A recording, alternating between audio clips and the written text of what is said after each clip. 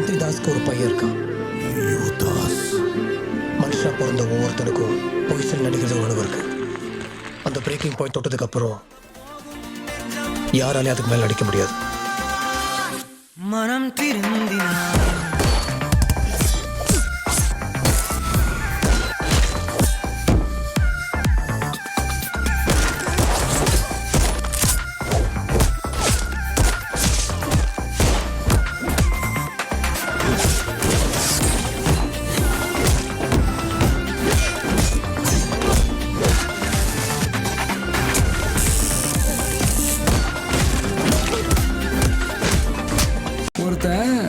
பாஸ்ட்டை பற்றி அடிக்கடி பேசணும்னா அதில் ஏதாவது ஒரு நல்லது இருக்கணும். ஏதோ விநாயனை பந்தாடும் எனக்கு அந்த மாதிரி எதுவும் இல்லை.